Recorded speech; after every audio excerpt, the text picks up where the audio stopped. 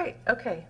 Thank you. That was great. Thanks, and thanks for having us. And my co-author Matt Weber is here. Our third co-author Jen Gibbs can't be here, but I just wanted to acknowledge her her work as well.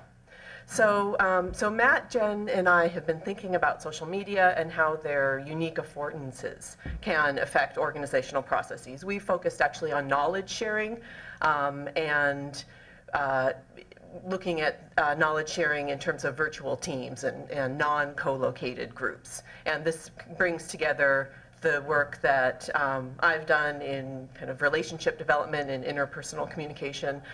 Matt looks at social network analysis and the organizational area, and then Jen's area of expertise is virtual teams and intercultural communication. So in thinking about these things, we came together to develop a model that we hope tries to express the ways in which it's important to look at different levels of the organization and user dynamics in terms of thinking about how social media use kind of cuts across all of them. So we're looking at the affordances of the technology, which is the way in which the user works with the technology, the interpersonal dynamics, which is how users use the social media to connect with one another, and then at the higher level, the inter-organizational network, so the user organization level. And I'm going to share some of my work that focuses really on more of the interpersonal and relationship development aspects of social media, and then Matt will share some data that he has and speak more specifically to kind of work-specific outcomes, such as productivity, and focusing more on the organizational level. So we're talking about social media. I know that Nathan and PJ will talk more about the different kind of consumption patterns, but when we're talking about social media, we are kind of fundamentally acknowledging that they're different from older broadcast technologies in that they're relying and capitalizing on user-generated content. So the users are providing the content, they're voting in on it, they're rating it, they're remixing it, they're sharing it, and the production and distribution and consumption patterns are different. And thinking about then what is different about social media and how can we theorize and can create work that, create scholarship that will be useful even after the sites themselves have changed, because I think that's one of the fundamental challenges that we focus on, that we have to consider, is the fact that these sites are changing very, very rapidly.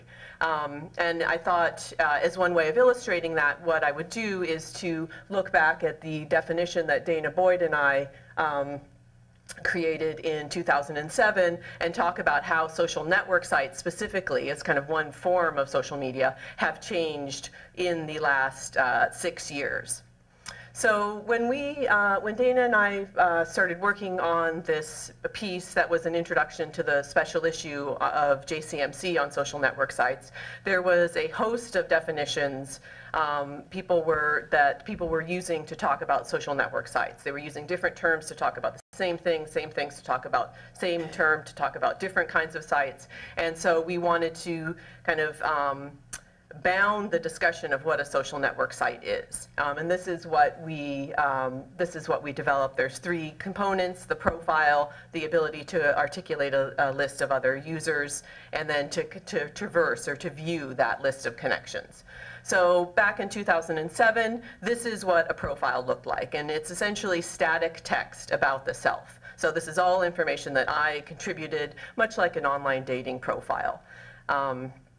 In an organizational setting, I want to point out that the fact that I've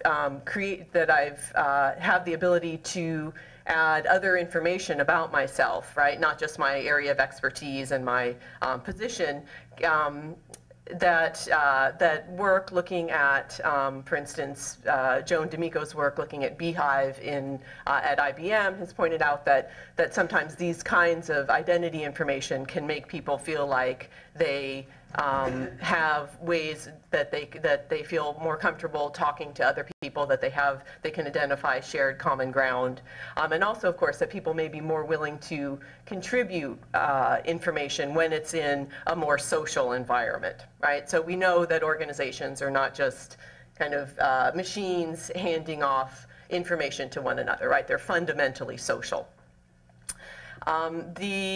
We've moved since 2007 into, from this kind of static profile to really looking, using status updates and microblogging and kind of bits of information that are contributed on a daily basis, and then these are then aggregated into a media stream. So in Facebook, this is the news feed. So we're not really hopping from profile to profile the way we were in the early days, but rather consuming this in the media stream. And I think in an organizational context, the benefit of this is that it really provides context awareness, right? Of you know that what your coworkers and teammates are doing on a daily basis. And that this can be especially important for groups that aren't co-located. So for instance, when sometimes the often invisible nature of virtual work means that if we're working with people in other countries, for instance, it could be very useful to know that your teammates in Spain are going to a birthday dinner or birthday lunch and won't be back for 2 hours, as opposed to you kind of wondering why they're not responding to your email. So this kind of situational knowledge, situational information, I think, can be quite useful. We also, of course, the friends list is a critical part of what makes a social network site a social network site. This is the articulation of relationships. In Twitter, it could be followers. In Facebook, it's friends. And in the organizational setting, then, this provides more network transparency. So I have more information about who people know, who they're connected with. I think that this can increase the reciprocity norms that I'll talk about in a moment, in terms of it being important to know not just who knows what, but really who knows who. Okay, we've moved from the kind of friends network to the social graph, and this is an egocentric network. It's not the social graph. The social graph would be the connections between everyone's social networks.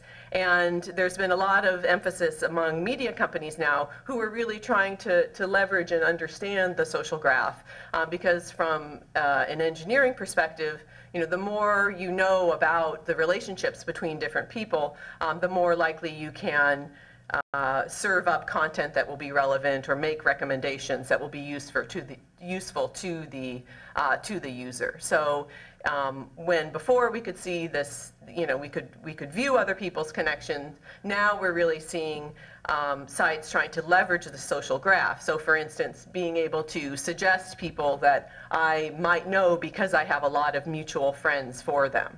And you can imagine that in an organizational setting, that this kind of network and identity data could be algorithmically processed to not just present who you might know, right, but rather who you should know in an organization, who has information or knowledge, who you should connect with.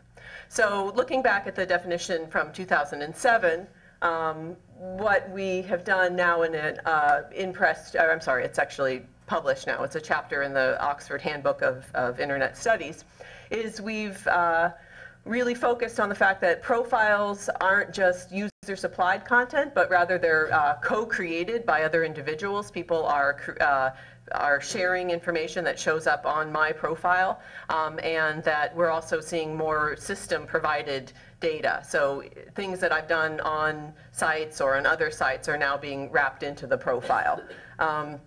And then, of course, really trying to highlight the fact that the streams of user-generated content are really a primary way of interacting with sites, as opposed to the primacy of the profile.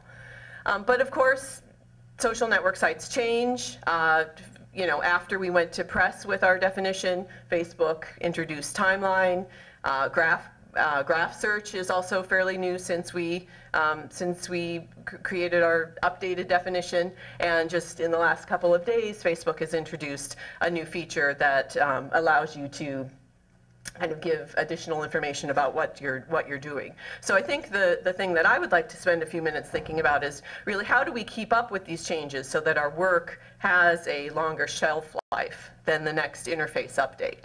And so thinking about, and this is something I've thought a fair bit about, you know, but we are trying to create work that will be relevant even after the site has changed. We're trying to avoid descriptive work that merely describes a particular site or a particular organization or a particular set of users at a moment in time, right? And also, of course, reinventing the wheel and kind of rediscovering patterns that people in other fields or looking at other technologies have already discovered. So I think that one way that we can do this is to incorporate a framework that looks at higher level variables in affordances, and that this allows us to kind of tie our observation to these higher level processes. And I think one excellent way of doing that is this affordance approach. And for those of you who don't know him, the author is here, Jeff Treem. His handbook chapter with Paul Leonardi, I think, is a really excellent treatment of the affordance perspective. And so here we're looking at the ways that objects aren't really perceived directly, but rather for the activities that they may be, for which they might be useful. And the important component here is that these uses are subjective, and they are kind of independently created by each individual. So the same technology may have different affordances for different users. So it's different than a feature, say. And so here I think there's a nice quote about how affordances are really created through these relationships between the people and the materiality, right? The feature set of the things with which they come into contact. And so we're looking at this, the fact that affordances are really situated within that particular interaction between the user and the technology. And I find the affordance perspective useful because it really lets us to kind of talk about our scholarship in ways that will be useful even after that particular feature set changes. And for those of you who are familiar with the life hacking movement, I think that this has some really nice examples of the way in which the same technology or thing can be perceived differently depending on who the user is and what their needs are at that particular moment. So what I'd like to do is to think about kind of affordances that support collaboration in and out of the workplace, and really looking at past technologies and how they replicate some of the affordances of proximity, right, being co-located. And what I'm leading up to is the fact that even though we've had technologies in the past that have captured one component, I think social media and social network sites in particular do all of these things, and they do it better than these earlier technologies. So thinking about proximity, okay, so if you're in the same place as another person, that tells you something about them, right? So the fact that we're all co-located here, we all share an interest in social media and organization, we know that we can talk about that, for instance. This is a picture of an Obama rally, right? Another instance where you know that you share something just by being in the same place and time. And of course, this happens online as well. So you have, this is a news group devoted to the conversations around raw diets for cats. And again, this is bringing together people with a shared interest in the same way that a place can, or a meeting. Another example would be the site Patients Like Me, that's bringing together people based on common health conditions or interests. The other thing we can do when we share time and space is that we have visible markers of identity that we share. Some of this is, inscribed in the body, right? Race and age and ethnicity. In other ways, we can modify our body, right? Through the way we dress. These are sewing related tattoos, right? So the idea is that these are ways that people are sharing aspects of their identity with other people through their body, which is of course only visible when you are sharing time and space. But of course we can do this online in terms of creating and sharing identity cues about ourselves. This is a snapshot from a online dating profile, right? Where just as I might show through a tattoo, I am interested in sewing, I could add that right to an interest field on an online dating profile. The third thing that I think happens when we are sharing time and space, and this one is probably the most obvious, it's that interaction, communication is enabled. It's easier. All you have to do is open your mouth when you're sharing time and space and someone will hear you. Bob Kraut and his colleagues have actually did some work of almost more than 10 years ago, and they looked at the relationship between proximity and collaboration in terms of people, in terms of where their offices were. And what they found was that the closer you were, the more likely you were to collaborate. So two people in different departments, for instance, were 8 times more likely to collaborate if their offices were on the same corridor as opposed to just only on the same floor. And they talk about the different affordances of co-location, such as the fact that communication is easier, it's easier to initiate communication, communication happens more frequently, and you have the likelihood of chance encounters. But of course, we've figured out ways to talk to people when we're not in the same room, right? This is, the telephone is one example of a technology that does this. And we have ways to organize this capacity. So the telephone book lists names and numbers. You could target a specific person for communication, but you have no social information about that person. You have no basis for knowing what common ground you share, for instance. No one is going to find your name in a telephone book, call you up, and expect to really be able to have a relationship flourish from that crank call. And this is where I'm leading to, is the fact that most of these technologies that I've mentioned, so online dating, online news groups, telephone, perform 1 or 2 of these functions, but not all of them. But social network sites have affordances that do all these things, but they do it better. They do it in a context that is very supportive of relationship development and initiation because of the social and technical affordances. And a lot of my work focuses specifically on social network sites, specifically Facebook, and really looks at the ways in which these sites enable people to maintain, invest in, and benefit from their social networks. So to use the previous analogy, social network sites are like a telephone directory that not only, a telephone directory and a phone, but also a way of communicating, who you know in common, what you talk about, what common ground you share. So it enables you to make these connections, to convert latent ties to weak ties in kind of socially meaningful ways. So ways in which that social network sites can facilitate this social interaction is by making commonalities visible. So friends you have in common, interests you have in common through joining groups, for instance. There's also a whole host of identity information, right, and expertise in an organizational setting that is shared. But it's more meaningful than, I think, an online dating profile because you have the presence of an online network that serves to warrant this identity information. Joe Walther and Mac Parks have done some nice work, and Joe has followed it up with some empirical work looking at warranting, which is the notion that we tend to give more credence to third-party information about a target. So the idea is that in an online dating site, I can essentially say whatever I want to say, right, about myself.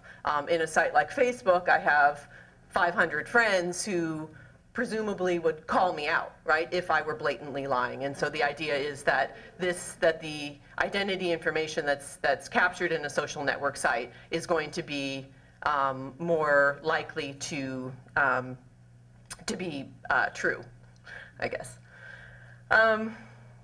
So the other thing that I've really been focusing on with a group of graduate students and faculty at U of M and MSU is looking at question sharing. And so, you know, mining your network for information through posting a question. It could be an informational question, could be a social support need that you're broadcasting, but this is, you know, through this broadcasting feature, it's very easy to request and provide social support, informational support.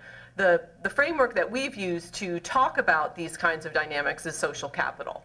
And the work that we've done is focused on this notion of social capital, which gives us a theoretical framework for really describing these benefits that we get from our social networks. This could be something like, you know, building a barn together. Nowadays, this is probably not something that you'd see many requests for on Facebook, but I'm sure many of you have seen requests for, you know, help with pet sitting, or looking for a particular book, or a restaurant recommendation, or you know, sharing that you've had a bad day. So these are all, so a lot of our work recently has focused on Facebook use and social capital. And one definition that I particularly like about social capital is an investment in social relations with expected returns in the marketplace. So that we're looking at social capital as these benefits that we get from our social connections, and the argument that we make is that Facebook is very well situated for enabling people to capitalize on that. In the organizational realm, bridging social capital is probably most salient, and this speaks to the informational resources that our weak ties tend to have. So the idea here is that our kind of loose or weaker connections are more likely to be bridges to other clusters, and that they have information that is useful to us because it's novel. And there is a fair bit of work now that's built up this relationship, an empirical relationship between social capital and Facebook use. And many of these dynamics can be found in organizational settings through kind of enterprise social network systems that are used in the organization itself. And Matt will talk about that in a moment. So our current work is really looking at question asking in Facebook. And so we have one piece that we'll be presenting at ICWSM this summer, looking at 20,000 public Facebook status updates where people are trying to mobilize their network. And we're really looking at the ways that looking at a question in a status update as kind of a small slice of social capital of social capital conversion that we can kind of capture and measure, because social capital is notoriously hard to measure. Most of the work that is out there, including our own, relies on perceptual measures of social capital. So one last piece before I turn things over to Matt is thinking about relationship maintenance in Facebook and how it contributes to social capital perceptions. And an important component of maintaining relationships is social grooming. So in primates, this is, you know, literally grooming one another. In humans, we invest time, we show attention to others, and this is a way of developing bonds and really creating this expectation of reciprocity. Okay, so how does social grooming manifest in Facebook? And we have an in-press piece in the Journal of Computer Mediated Communication that looks at signals of relational investment. So how do you, in Facebook, communicate that you are that a relationship with a particular person is important to you, that you want to signal to them that you're paying attention, right? And because because we're not co-located and we don't have things like eye gaze to communicate attention, it's very important to leave a visible signal, right? That's the only way that you're going to be able to communicate that in Facebook. So we have a scale that we've introduced that we call the Facebook Relationship Maintenance Behavior Scale. And these are essentially, we're asking people on a scale of 1 to 5, agree, disagree. Do you do these things? So, for instance, if you see someone asking a question on Facebook that you know the answer to, do you take the time to try to respond, right? Do you, if you see that someone's saying that they are having a bad day, do you post a little note saying, I hope you feel better? The only one that's a little bit different is the birthday one, and so this is a norm on Facebook that when it's someone's birthday, you go to their site and you say happy birthday. And again, we see this as an act of social grooming. And when we look at the role that this scale or this set of behaviors plays in perceptions of social capital, this is very, very powerful. So if you want to increase your Facebook social capital, these are the kinds of behaviors that you want to be doing, because this is functioning on a number of different levels. For one thing, we have norms of reciprocity that I've talked about associated with social capital. So if you are answering other people's questions, you can expect that then when you have a question, those people will be more likely to answer your question. You're also engaging in social grooming, so signaling that you're paying attention to these ties that are important to you. There's also a technical aspect, which is that Facebook's newsfeed algorithm is only showing you you're not seeing, for most of us, we're not seeing every single thing that every single one of our ties is contributing to the site. And so when you are clicking on pages and people are responding to you as well, this is sending a signal to the algorithm that you are important to one another. And therefore, we think that we don't know for sure, because of course we don't know what the algorithm is, but the more signals that you're giving of two people paying attention to one another, the more likely it is probably that they will show up in one another's feed. And then, of course, from a network perspective, if I'm posting a message to my network, I'm not really accessing new people, right? These are all people that I've already had a connection with. If I, however, post a comment on a question that Matt has posed, now all of a sudden I'm exposed to all of his friends. These are people who I don't know yet. And so these friends of friends may be very important, because these are actually new sources of information. So I think that's a dynamic that I'm personally quite fascinated with. Okay, so to kind of tie things up and to hand things over to Matt, the arguments that I've tried to make about how social media can support knowledge sharing in the organization are around the affordances of social media, and a lot of my work, as I said, has focused specifically on Facebook, but looking at the ways in which this can increase context awareness, so your awareness of what other people are doing, identifying expertise by, for instance, seeing who is answering a question about a particular thing, and having this happen in a much more visible way than just a private email exchange. The network transparency, where now networks and these articulated connections are visible. And then, of course, the reciprocity dynamics, the fact that a lot of knowledge sharing really relies on social capital dynamics, and the expectation that if you're helping other people, they will be more likely to help you. So I think looking forward, Matt's going to take over and share some of his thoughts. All right. Thank you.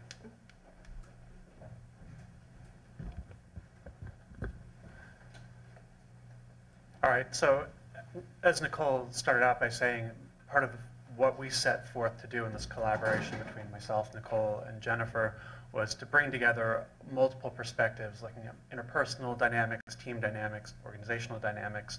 I'm much more of an organizational communication scholar, and so for the second half of this talk, I'm going to take the interpersonal dynamics, thinking about reciprocity, thinking about network transparency, thinking about identification and socialization via social media, and I'm going to draw that into the organizational setting. I'm going to do that both theoretically and through a small case study. I've been working for the past couple of years now with IBM, collecting data on their use of enterprise social media, and I've woven some preliminary findings and preliminary data in from that into this talk. So as we look forward, some of the questions that we can think about as we think about the use of social media, specifically the use of enterprise social media in the organizational context, specifically be how do these affordances enable knowledge sharing in organizations? And this is something we really tease out in the paper. But also, does social media actually have an impact? So we know it impacts socialization. We know it may enable certain types of social behaviors. When we bring this into the organization, does it have an impact on effectiveness within the organization, on performance, on our ability to share knowledge, and ultimately, if we're going to be purely economical about this, on our ability to generate greater income? So from the organizational perspective, many organizations, and particularly large multinational organizations, look at social media as something of a shining beacon of light, something that is going to revolutionize the way we share knowledge, share information, form ties within an organization.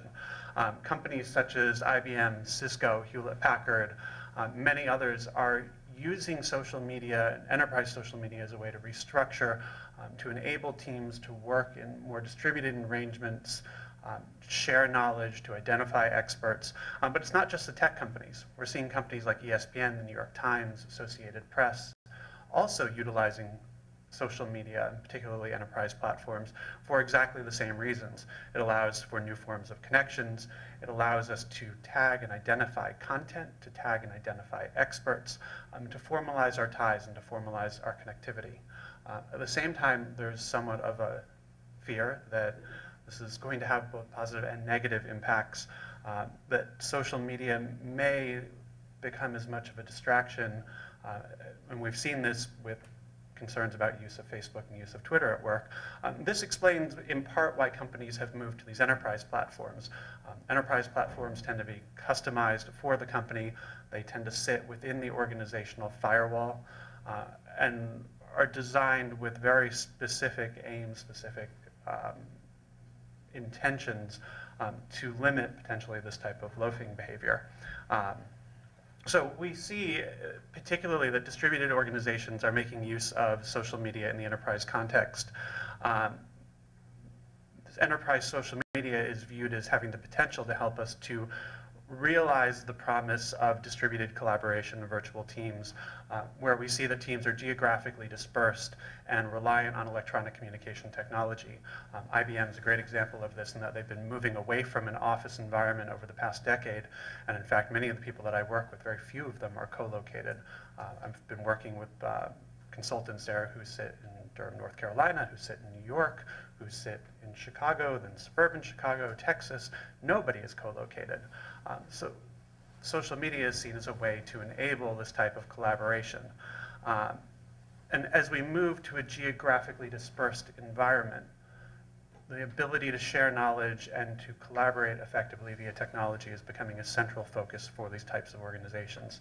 And in fact, we see that, as a trend nationwide, we are moving towards more of an information knowledge-based economy. I don't think this is really a disputed fact, but just to make the point and really hammer it home, this is a chart that shows percent of workforce in different sectors, and we can see that working manufacturing type jobs clearly as a percent of workforce are on the decline, whereas service and creative industries as a share of workforce are increasing, which really places knowledge at the center. And we treat in the paper knowledge as something that is distinct from data or information. Knowledge is something that is really an equivocal communication process. It involves processes of sense-making, processes of interpretation, and it's highly dependent on the context. Knowledge can be exchanged pertaining to a particular task between two people. It can be exchanged as a process of coordination and problem solving and coordination between teams. It's something that can occur, knowledge sharing can occur in a group context, an organizational context. I had the opportunity a couple weeks ago to sit in on what IBM calls a social media jam, where they open up a web portal and allow all of their employees, we're talking thousands of employees, engaging and trying to build knowledge, build ideas around a particular problem, a particular issue. So this notion of knowledge really depends on the context. So as we think about this trend of enterprise social media, we see that it's really exploded within the US. It's estimated this year that it's going to be a $4.6 billion industry. In 2008, we saw that 77% of companies in the US utilized at least one social media channel. We're talking Twitter, Facebook, and our basic social media channels here. But by 2009, that had already jumped up to 92%. We're talking more large organizations here. I don't know if this is talking about mom and pop type shops, but we can see that social media is becoming front and center. Enterprise social networking systems formalize these knowledge-seeking channels within the organization, and they're designed to facilitate information sharing and increase our ability to connect with one another, to formalize those connections. So, as we think about affordances and the work that Nicole was referencing, as we bring social media into the workplace, it really does provide our employees with new affordances. Referencing the work that Jeff and Paul Leonardi have done, we can see that within the organizational context, there's a high degree, when we're using social media, of visibility, association, ability to post content that's going to persist. We can edit our presentations of ourselves. We can formalize and recognize the connections that we have with others. So these affordances facilitate a host of new behaviors for organizations to tackle both positive and negative. Obviously the positive, I can identify experts more easily, I can tag content, but negatively, I can also very carefully edit and selectively present. I can make myself present, but I can also hide behind that technology. I can choose when I want to be visible to the organization, particularly in a distributed work environment. I can choose also at the same time to make myself hidden. Show a couple examples.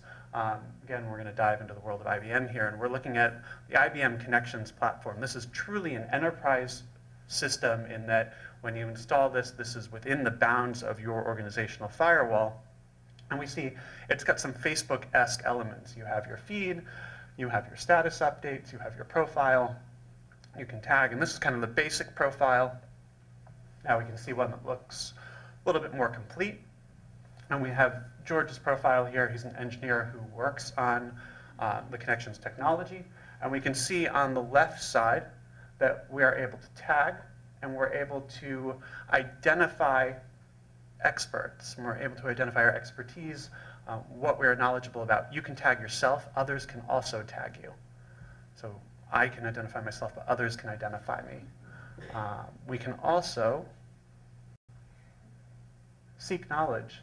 Does anyone know where I can download the plugin that allows me to drag and drop files from my desktop into IBM Connections? A little more information than knowledge, but you get the gist of it. And we can see below, we can socialize as well. We can share support, people who are acknowledging each other. Great job, terrific, thank you, George. We're able to acknowledge one another's efforts and socialize in a way through these types of platforms. Also on the right side, able to visualize and formalize our network, to identify who we're friends with, who we collaborate with, and even who we report to. If you look up on the right side, my report to chain. Groups as well, able to bring our teams into this. This is the Software Group's Web Marketing Weekly Update page, where the software group team at IBM is able to come together and talk about different marketing issues. They're able to perform some very basic functions here, but also able to share content and work collaboratively. This system actually enables collaborative, real-time data processing, but also word processing, presentation preparation, and it's gone mobile as well. So these are not tethered networks. There's a continuous flow of interaction, and the use of social media is being integrated into all aspects of the organizational life. I don't need to be at my desk or at my laptop now.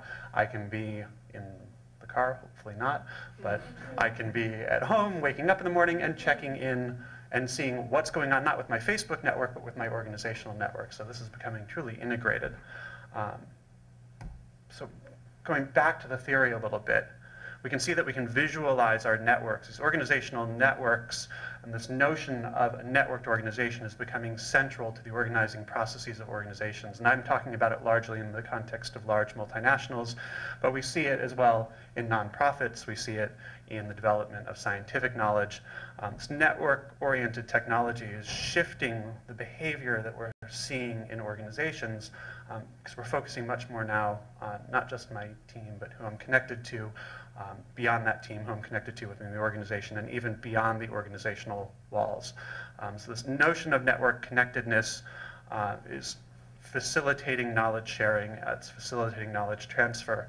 There's a caution and a caveat here that strong social networks have a strong presence of social ties distinct from the technology. This may be somewhat superfluous. I may not need this as much. So that may moderate the impact here. As we bring knowledge into this, knowledge networks are a central focus of organizations, both consciously and subconsciously. I may be actively engaging in these networks, but I'm also subconsciously, whether I want to acknowledge it or not, connected to others in the organization. That information is shared through that network. Knowledge needs to be shared in order for organizations to be successful. And so what we're looking at with social media is an attempt to increase our effectiveness in sharing this type of knowledge. One perk of using this technology in the organization is that my networks become more visible, not only through things like instant messaging and having the list where I can see people and access people, but we're increasingly seeing tools that allow us to visualize our networks.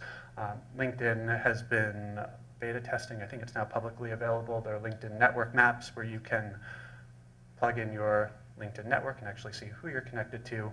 IBM is doing a similar thing with Connections now, where they're going to allow you to visualize. So the question becomes, does this actually have any impact on performance? Nicole mentioned social capital. As we think about social capital, we can think about this notion of structural holes, bridging the gaps in my network. Ron Burt's work has clearly laid out that there's an increased likelihood of promotion, mobility and adaptability within my networks if I'm able to bridge structural holes. So we see some benefit there potentially. We also know that centrality in formal networks increases my likelihood of being promoted. If we tie knowledge into this, knowledge is central to the accomplishment of my day-to-day work. It's also really something that enables me to cross boundaries and potentially increase my social capital. So if we tie networks and knowledge together, we think, and we could potentially hypothesize, that having access to knowledge and having access to knowledge through my social media networks may increase my performance within the organization. So let's look at this through a brief case study. I've been looking at use of social media within IBM, a large multinational knowledge-intensive firm headquartered in the US. They have more than, we're now at 200 and some odd thousand employees. I was looking specifically at the inside sales unit, which is a unit that drives sales and promotion for the organization. They specifically have, let's say, cross sales, it's 52,000 employees now. They sell the technology, they sell the products, they work in teams to develop pitches and develop solutions for their clients.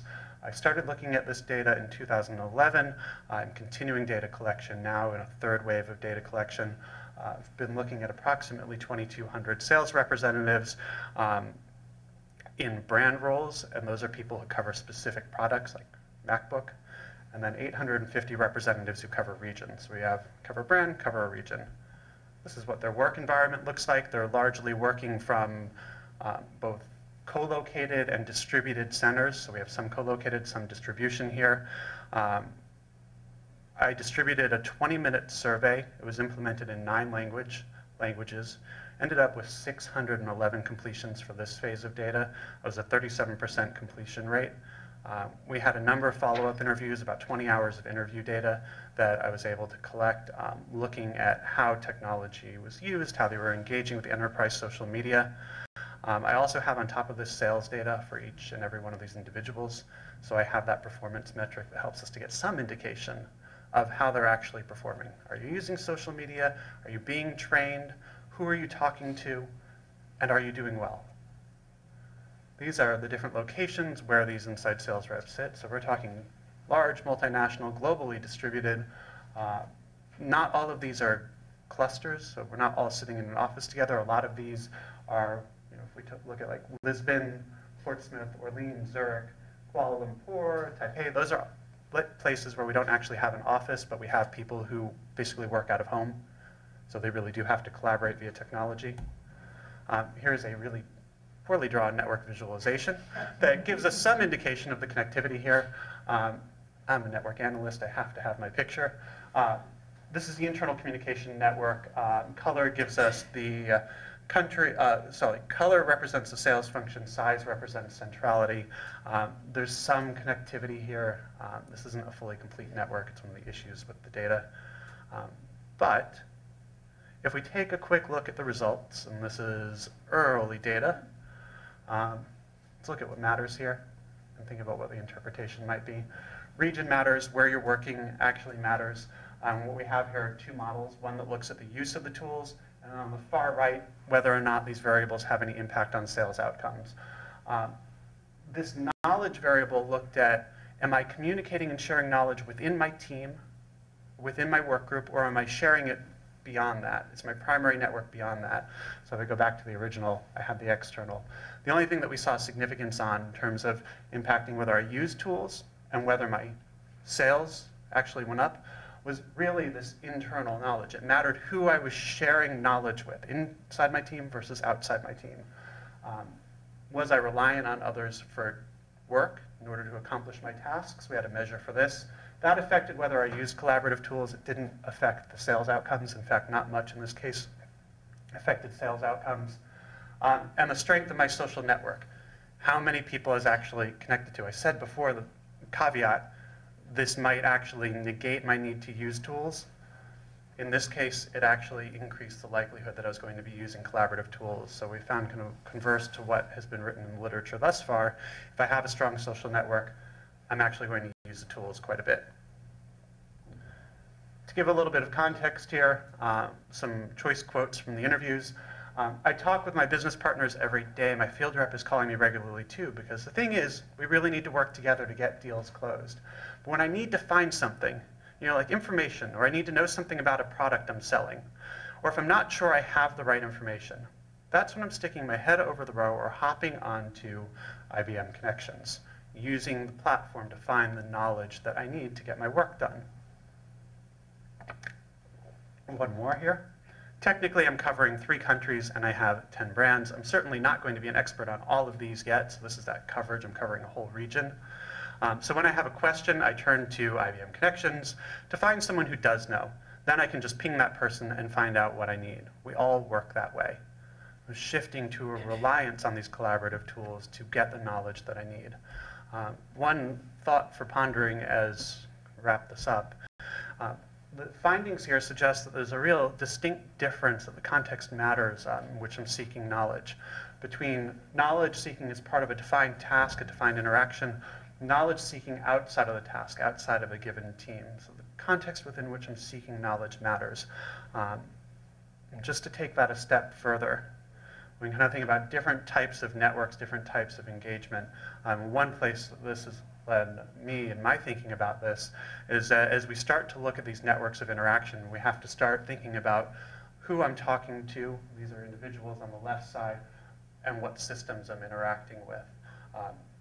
Am I seeking knowledge internally, externally, and am I interacting with different types of systems? We're talking a lot about affordances here and materiality. This borrows from the notion of actor network theory and thinking about merging the technology with the artifacts that we're engaging with. So that's where I think this work may eventually lead. Lessons learned from this: the affordances matter. Our tools enable different types of connections, both internally and externally, and we see that through this distinction between internal knowledge sharing and external. External connections access more diverse knowledge and contribute to a growth in social capital, because that's giving us those non-redundant sources. But internally, it's a bit more task-related, assisting in our seeking of increases in productivity. We've talked a bit about interpersonal relationships, and we see here that social media is going to allow us different ways to engage, different ways to enable these interpersonal relationships, and that's going to impact organizational culture. Connections to performance remain unclear, but directionally from the data, there is some connection. It's not that strong in what I showed you thus far, but in the subsequent waves, we're seeing a clearer connection between the use of social media, these interpersonal relationships, and ultimately outcomes and performance. As we look towards the future, the paper really outlines a need, and we've talked a bit about this need to look at the individual, the team, and the organization more broadly.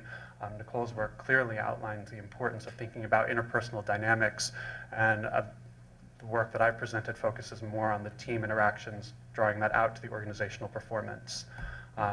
We outline in the paper the need to look at users, interpersonal dynamics, and the organization and community. We've talked about context awareness and warranting. Within the organization, we can think about this as signaling expertise and making information, marking information and skills, and making that apparent to other users. At the interpersonal level, we can think about collaboration and the garnering of social capital, relationship maintenance. In the organizational level, we're talking about strengthening teams and exchanging knowledge. And then at the community level, talking about cohesiveness and visibility. We can think again about strengthening teams and the interconnectivity of teams and the visibility of our networks.